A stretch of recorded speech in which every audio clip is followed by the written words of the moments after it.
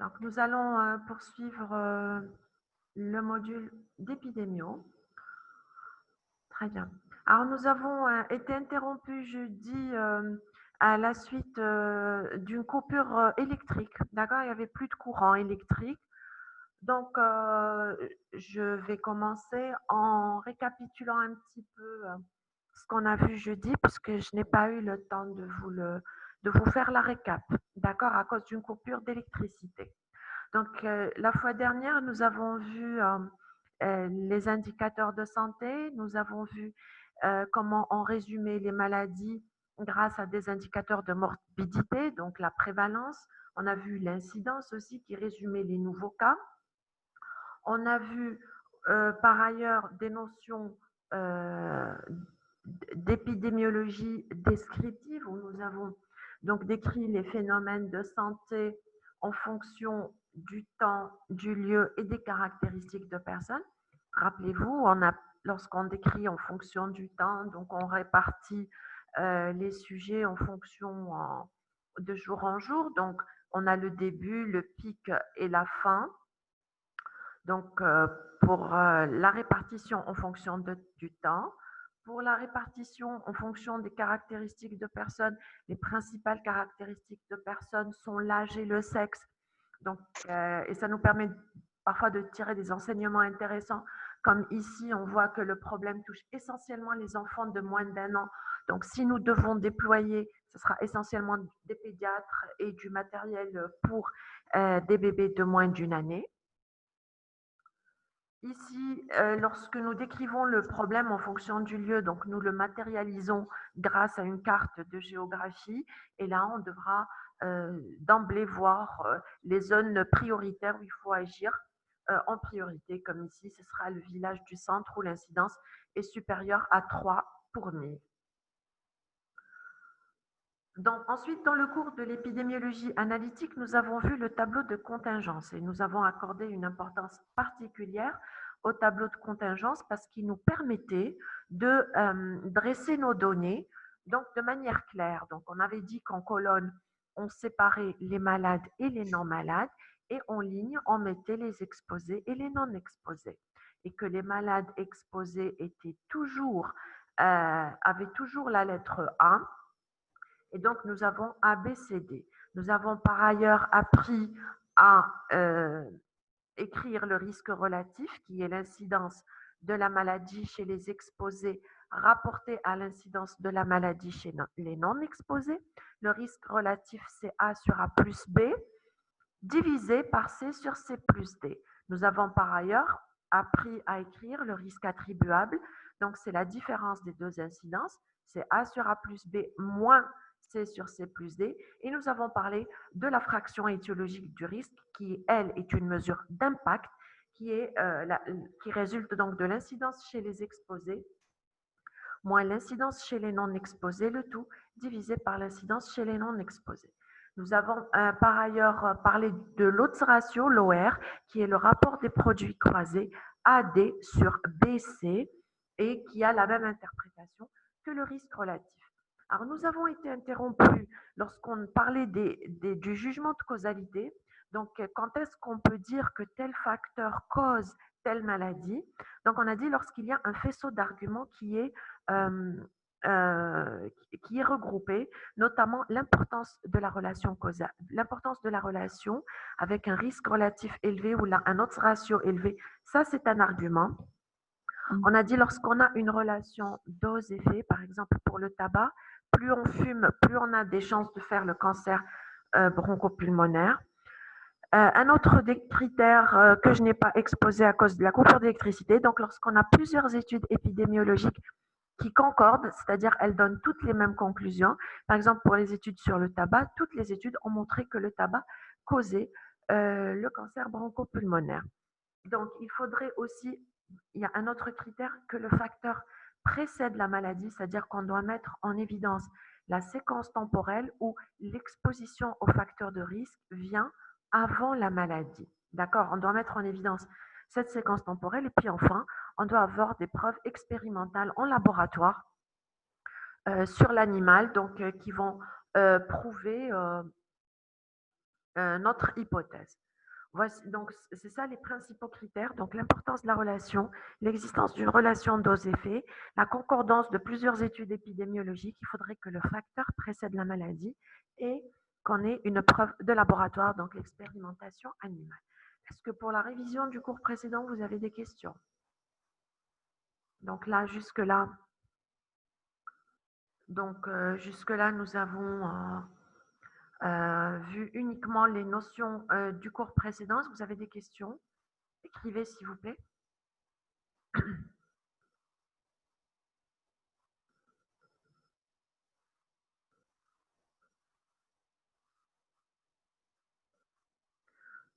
Donc, il n'y a pas de questions, c'est parfait. Donc, on va commencer le cours d'aujourd'hui.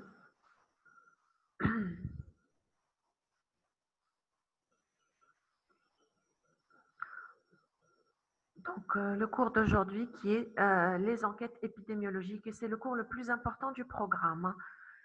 D'accord? Donc, il faut savoir que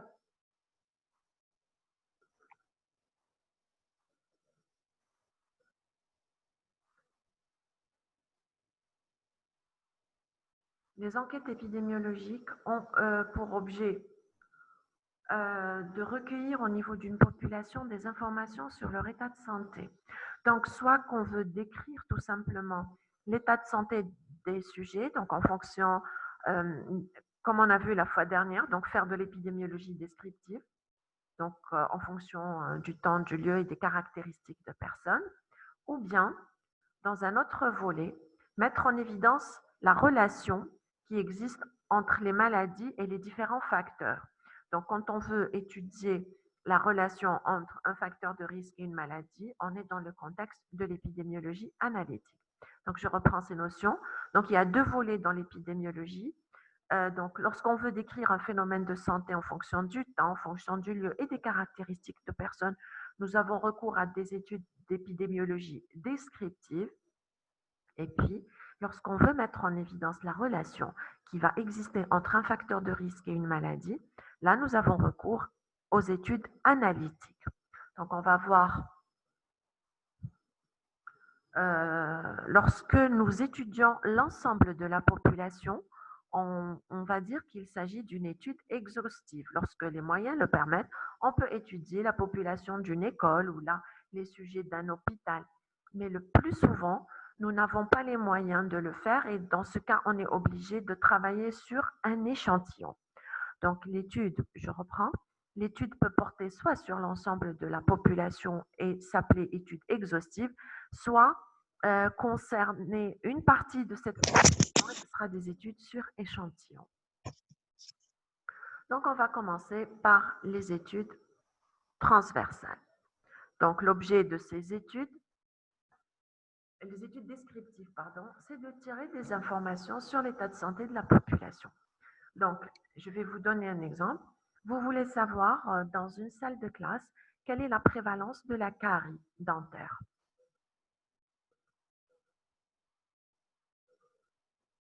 Donc, le taux de prévalence et d'incidence de la carie dentaire.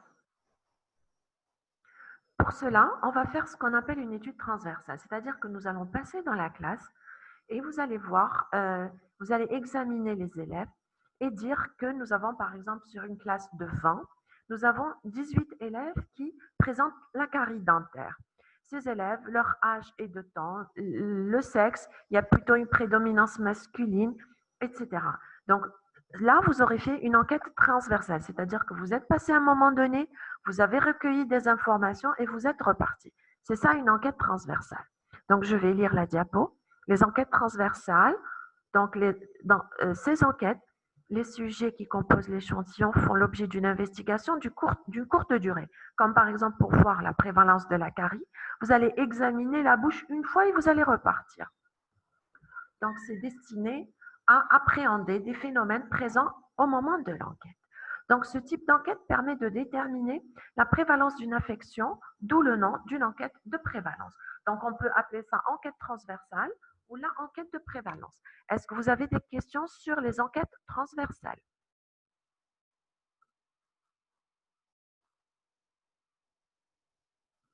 Pas de questions sur les enquêtes transversales? On va passer aux enquêtes longitudinales.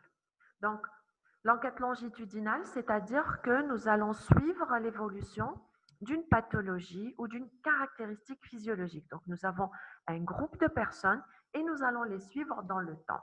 On peut par exemple suivre l'évolution du poids d'un nouveau-né ou de la taille d'un enfant ou la pression artérielle d'un individu. Et là, chez la même personne, c'est-à-dire qu'on suit la personne et qu'on la revoit plusieurs fois.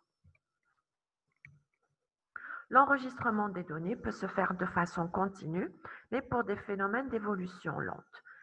Ces enquêtes permettent de calculer l'incidence de la maladie dans une population donnée.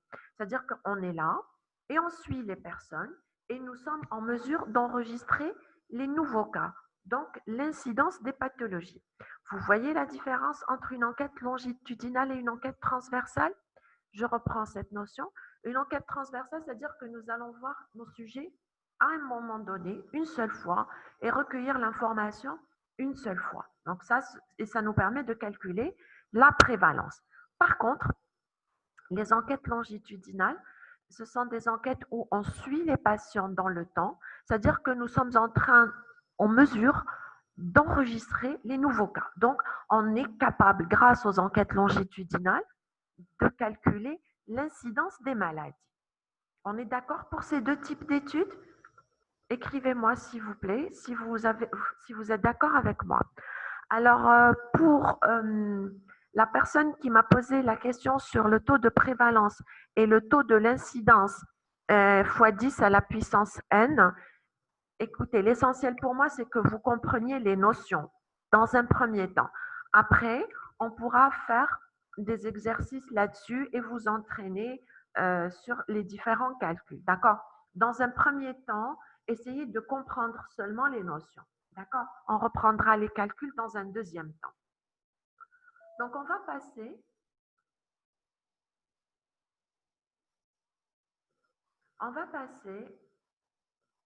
aux études analytiques.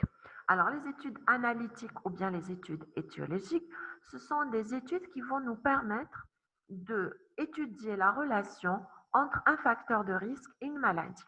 D'accord? Ce sont des études grâce auxquelles nous allons étudier cette fameuse relation entre facteur de risque et maladie et nous allons la quantifier. Nous allons voir s'il s'agit d'un facteur de risque ou là s'il s'agit plutôt d'un facteur protecteur. Donc, on a deux grandes familles d'études. Nous avons les études de cohorte et les études de type cas témoin. Donc, pour les études étiologiques ou les études analytiques, on a deux groupes. Il va nous falloir deux groupes. D'accord? Le groupe que nous allons étudier et un deuxième groupe qui va nous servir de base de comparaison. Donc, dans l'enquête de cohorte, on a deux groupes et dans l'enquête cas témoin, nous avons deux groupes. Nous avons des cas et des témoins. Donc, on va commencer par les enquêtes de cohorte. Alors, la cohorte, c'est un groupe de sujets qui a vécu un événement semblable pendant une même période de temps. Par exemple, les sujets nés une même année. Par exemple, Thomas, vous êtes la cohorte, vous constituez une cohorte. Par exemple, tu as le bac, je ne sais pas, bac 2015, je suppose, et on vous suit dans le temps. D'accord? Donc, une cohorte, c'est un groupe d'individus qui a quelque chose en commun et que on suit dans le temps. Voilà.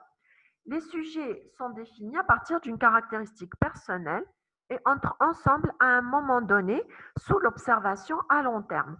Par exemple, si on vous suit, vous en tant qu'étudiant de médecine dentaire, depuis le premier jour d'entrée à la fac de médecine, on va voir par exemple combien ont réussi leur parcours, combien sont rentrés en rattrapage, combien ont refait l'année.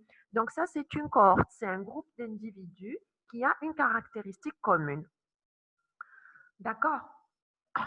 Donc, l'enquête de cohorte permet d'étudier les relations qui vont exister entre un ou plusieurs facteurs et une maladie et ça va se dérouler en deux étapes.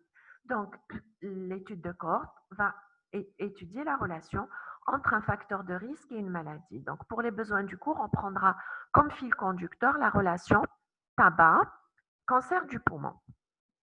Donc, la première étape pour constituer une étude de cohorte, c'est de mesurer l'exposition aux facteurs de risque et ça va nous permettre de déterminer deux groupes. le groupe exposé et le groupe témoin, c'est-à-dire le groupe non exposé. C'est-à-dire pour le tabac, on va voir qu'il y a deux groupes, un groupe de sujets fumeurs, donc les exposés, et un groupe de sujets non fumeurs. Ce sont les non exposés qui vont nous servir de base de comparaison. Les deux groupes, on va les suivre dans le temps. Donc, c'est la deuxième étape. La deuxième étape consiste en la surveillance des sujets inclus avec enregistrement de ceux qui développent la maladie. Donc, dans l'enquête de cohorte, on va séparer les sujets sur la base de leur exposition aux facteurs, les exposés et les non exposés. On va prendre donc des fumeurs et des non-fumeurs et on va les suivre dans le temps et voir dans quel groupe surgit la maladie. Donc, le cancer du poumon. Donc, logiquement, d'accord, le cancer serait plus fréquent dans le groupe des fumeurs. Donc, grâce à l'enquête de cohorte, ça va nous permettre de calculer un éventail de risques, ce qu'on a vu la fois dernière. Elle nous permet de calculer le risque relatif, mais aussi le risque attribuable à la fraction étiologique du risque, pour confirmer la relation de causalité. Vous avez compris cette notion d'enquête de cohorte? C'est important, s'il vous plaît. D'accord? L'enquête de cohorte, le point de départ, c'est l'exposition. On prend des fumeurs et des non-fumeurs et on les suit dans le temps, mais ça peut durer longtemps, hein. Par exemple, pour le cancer, pour le délai d'apparition d'un cancer du poumon, c'est plusieurs années. D'accord? Et on va enregistrer à chaque fois l'apparition du cancer du poumon. On est d'accord? Donc, l'enquête de cohorte va nous permettre de calculer le risque relatif, c'est-à-dire la force de la relation qui va exister entre le tabac et le cancer du poumon. Donc, ça, c'est pour l'enquête de cohorte. Alors, sachez que l'enquête de cohorte, elle a des avantages, mais elle a aussi des faiblesses, des points forts et des points faibles. Donc, on va voir quels sont les avantages des enquêtes de cohorte. Les avantages et les inconvénients des différentes enquêtes, sachez que c'est souvent des questions d'examen. On les pose souvent à l'examen. On vous demande de nous donner quelques avantages ou quelques inconvénients de certaines enquêtes. Donc, on va commencer par les avantages des enquêtes de cohorte. Il faut savoir que les enquêtes de cohorte, lorsqu'elles sont bien conduites, c'est des enquêtes de bonne qualité. Donc, premier avantage, c'est une planification rigoureuse qui doit être établie dès le début, ce qui va diminuer la part de subjectivité dans la collecte d'informations. Ça veut dire que l'enquête de cohorte est une enquête qui doit être bien organisée, bien planifiée grâce à un protocole. Le protocole, on verra ça, c'est un cours à part. Donc, c'est une organisation rigoureuse, d'accord? Et une fois qu'on a commencé l'étude, ça nous permettra de collecter des informations de bonne qualité. L'avantage de l'enquête de cohorte, c'est que plusieurs maladies peuvent être étudiées. Par exemple, si on prend un groupe de fumeurs et un groupe de non-fumeurs et qu'on les suit dans le temps, on peut enregistrer l'apparition de plusieurs maladies. Pas rien que le cancer bronchopulmonaire, mais on peut voir d'autres pathologies qui pourraient survenir, comme l'infarctus du myocarde, comme l'ulcère, comme les cancers bucco-dentaires. Donc, l'avantage des enquêtes de cohorte, c'est que plusieurs maladies peuvent être étudiées. Un autre avantage, c'est qu'elle peut calculer le risque relatif, ou allège, parce que grâce à l'enquête de cohorte, on peut calculer l'incidence et de là, calculer le risque relatif.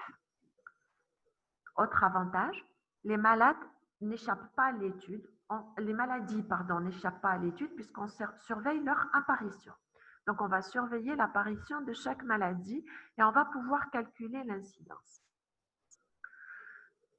L'avantage aussi, c'est que les exposés et les non exposés sont choisis dans un premier temps et dans un second temps, on détermine la maladie. C'est-à-dire que là, la séquence temporelle entre exposition et maladie est clairement définie. D'accord? Donc, il y a cet avantage de la séquence d'exposition qui est un des arguments en faveur de la causalité.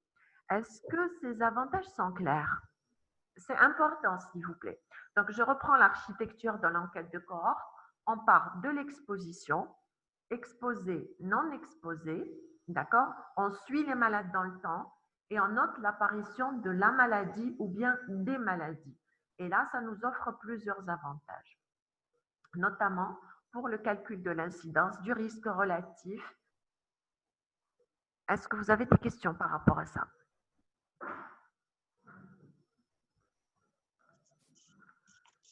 Maintenant, l'enquête de cohorte a des inconvénients.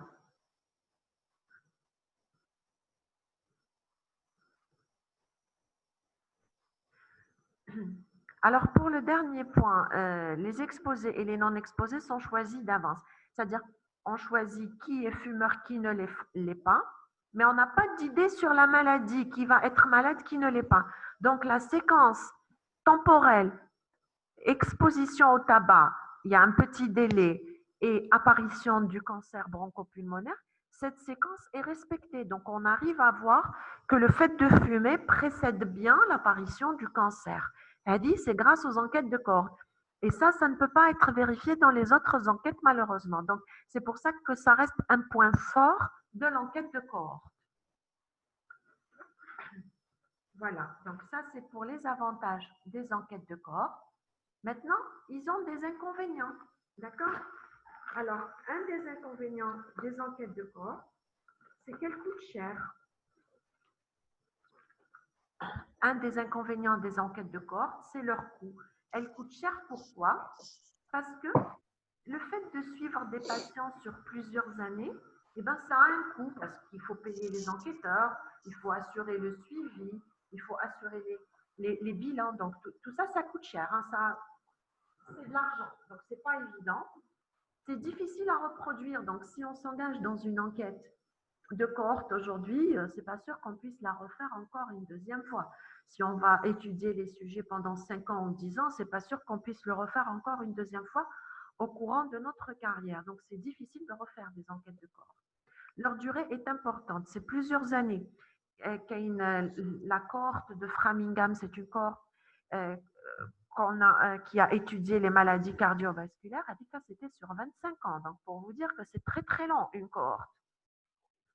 Alors, un autre point faible, un autre inconvénient, c'est que la composition des groupes choisis peut varier. Donc, sur 10 ans ou là 15 ans, ça peut changer. Les gens, ils peuvent abandonner, ils peuvent passer.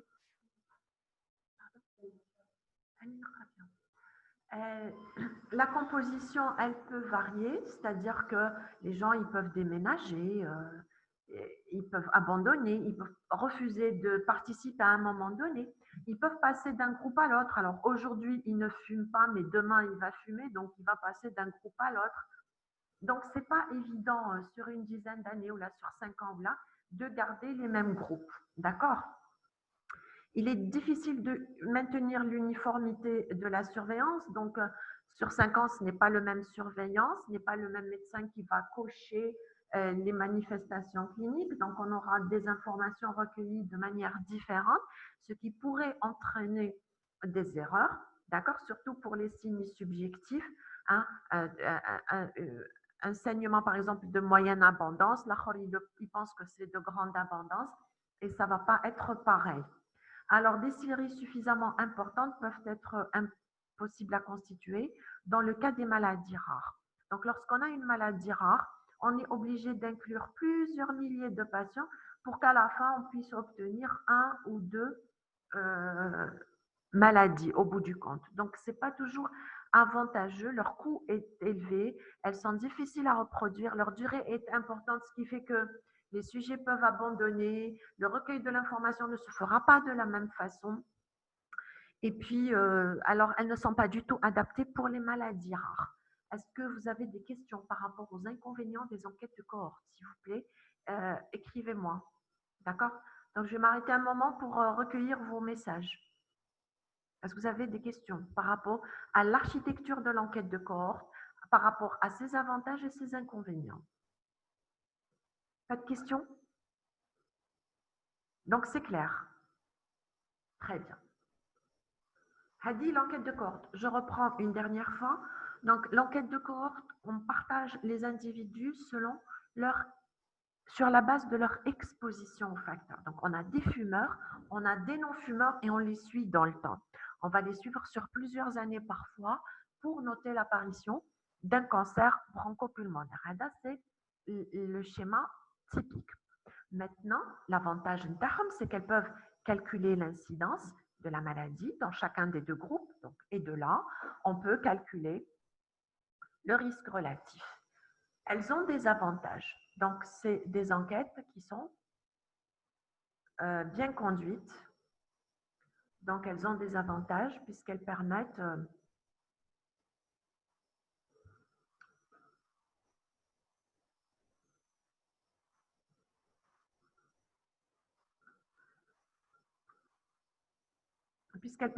de calculer. Pardon, j'ai perdu le fil de mes idées. Donc, elles ont des avantages puisqu'elles peuvent étudier plusieurs maladies, elles peuvent calculer le risque relatif et elles peuvent surtout, ça c'est un gros avantage, mettre en évidence la séquence temporelle, exposition et maladie. Maintenant, elles ont quand même des inconvénients parce qu'elles coûtent cher. C'est difficile de les reprendre à chaque fois. Elles durent longtemps. Donc, le fait qu'elles durent longtemps, les groupes peuvent changer. Les sujets peuvent abandonner. Ils en ont marre, ils quittent, ils partent, etc. Le recueil de l'information peut se faire de manière différente. Et là, ça peut introduire des erreurs.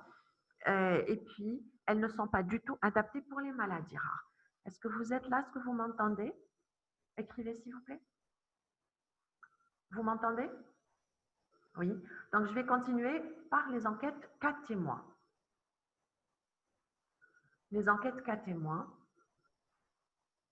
Les enquêtes cas témoins, donc comme leur nom indique, donc il y a des cas, c'est les malades, et les témoins, c'est les sujets non malades. Donc, on va constituer un groupe constitué de sujets atteints de la maladie, donc des sujets malades, et on va le comparer à des sujets qui n'ont pas cette maladie, des sujets non malades. Donc, dans le cas de notre exemple, on va prendre des sujets atteints de cancer du poumon et des témoins qui sont indemnes de cancer du poumon. Donc, des cas et des témoins. Donc, on enregistre pour tous les sujets l'exposition dans le passé aux facteurs de risque étudiés. Par exemple, on va leur dire, est-ce que vous avez fumé du tabac? Oui, non, pendant combien de temps, etc. Donc, vous voyez comment se constitue une enquête cas témoin. On prend des malades qui ont la maladie qu'on veut étudier, en l'occurrence le cancer bronchopulmonaire, et des non-malades qui n'ont pas ce cancer bronchopulmonaire, et on va leur poser la question sur le facteur de risque qu'on veut étudier. On va leur dire, est-ce que vous avez fumé? Est-ce que vous avez fumé pendant longtemps, pendant plusieurs années, etc. Mais on peut aussi leur poser des questions sur d'autres facteurs de risque. D'accord, par exemple, est-ce que vous avez pris du tabac à chiquer? Est-ce que vous avez travaillé dans un environnement pollué, etc. Mais l'essentiel, c'est que notre point de départ, ce sont des malades pour lesquels nous allons avoir des témoins non malades et nous allons poser des questions sur le facteur de risque. Donc, les enquêtes cas témoins permettent de calculer l'odds ratio que je vous ai exposé la fois dernière, qui est donc le rapport des produits croisés, donc AD sur BC, rappelez-vous. L'odds ratio, نحسبوه A fois D divisé par B fois C.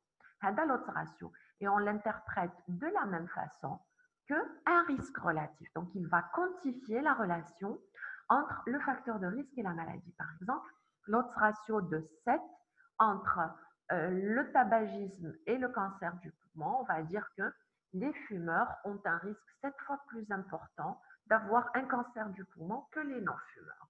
Donc, c'est pour l'odds ratio. Alors, les avantages des enquêtes cas témoins, ils ont un avantage. Ils ont des avantages, c'est qu'elles ne coûtent pas cher. Un gros avantage, c'est qu'elles ne coûtent pas cher, puisqu'on va prendre des malades, maintenant, un groupe de malades, on va leur associer un groupe de témoins et on va leur poser la question. Donc, elles ne coûtent pas très cher dans la mesure où elles n'ont pas une durée longue dans le temps. L'avantage, c'est qu'elles peuvent être répétées. On peut prendre un autre groupe de malades et leur associer un autre groupe de non-malades et leur poser des questions ou là, aller fouiner dans leur dossier de malade. Donc, c'est quand même facile à faire. Leur durée est courte. Hein, vous comprenez pourquoi? Vous avez des malades, des non-malades. Il suffit de leur poser des questions ou là, d'aller dans leur dossier et recueillir l'information.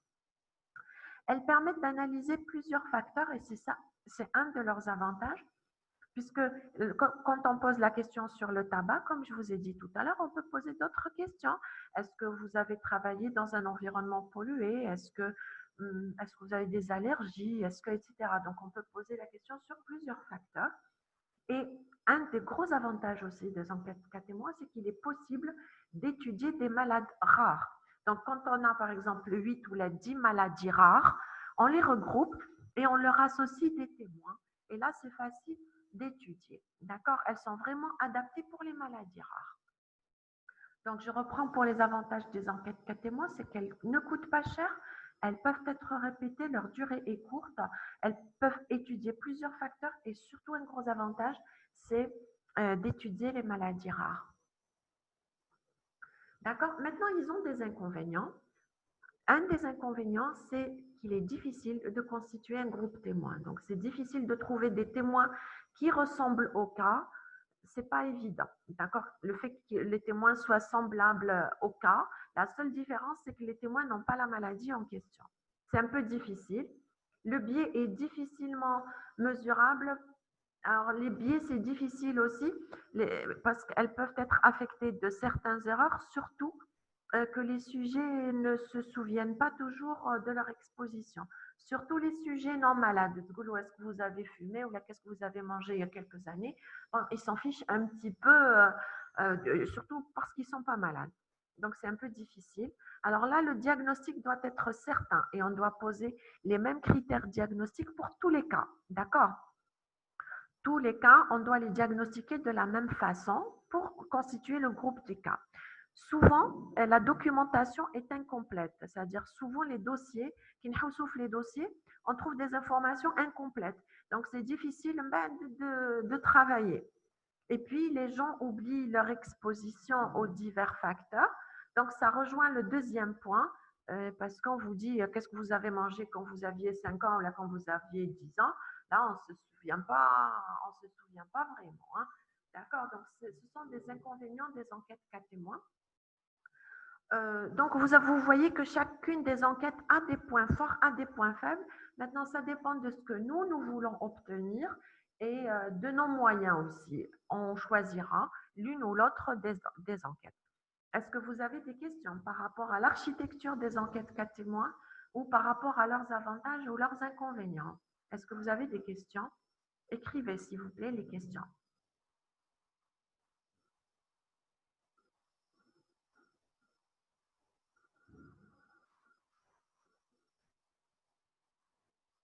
Bon, pas de questions? D'accord. Très bien, pas de questions. Donc, vous avez bien compris l'architecture des enquêtes de cohorte et des enquêtes cas témoins. Alors, généralement, dans les exercices, on vous donne un énoncé d'un exercice, on vous demande de remettre les questions, de remettre les données dans un tableau de contingence. OK. Une fois que vous avez mis les données dans le tableau de contingence, on vous dit de quel type d'enquête il s'agit. Et là, connaissant le point de départ, comme si c'est l'exposition, s'il y a un suivi et si on note l'apparition de la maladie, on est dans un contexte de corps. Si par contre on part malade, non malade et on cherche, on leur pose des questions sur une exposition antérieure, là on est dans le contexte cas témoin. Par la suite, on vous demandera de mesurer les mesures d'association épidémiologique. Donc, si c'est une enquête de cohorte, vous calculerez le risque relatif, le risque attribuable et la fraction étiologique du risque tel que je vous ai appris à le faire la fois dernière et vous les interpréterez tel que je vous ai appris à le faire la dernière fois. Si vous êtes par contre dans un contexte cas témoin, vous calculerez uniquement l'odds ratio et vous l'interprétez comme un risque relatif. Voilà. Maintenant, nous allons passer, on fera des exercices là-dessus, bien sûr, les prochaines fois. Maintenant, nous allons passer aux essais thérapeutiques. D'accord? Les enquêtes expérimentales. Donc, ce que nous avons vu jusque-là, ce sont des enquêtes descriptives. Donc, on fait uniquement de la description d'un problème de santé, où là, on étudie la relation entre un facteur d'exposition et une maladie, mais en aucun cas, on intervient sur le malade. Dans ce volet, dans les enquêtes, nous allons intervenir sur le patient. C'est le contexte des enquêtes expérimentales. Et vous, les médecins dentistes, vous faites beaucoup d'expérimentales. Vous, par exemple, vous allez appliquer une technique chirurgicale et la comparer à une autre technique chirurgicale. Donc, vous allez être dans ce troisième contexte d'enquête expérimentale. Donc, on va prendre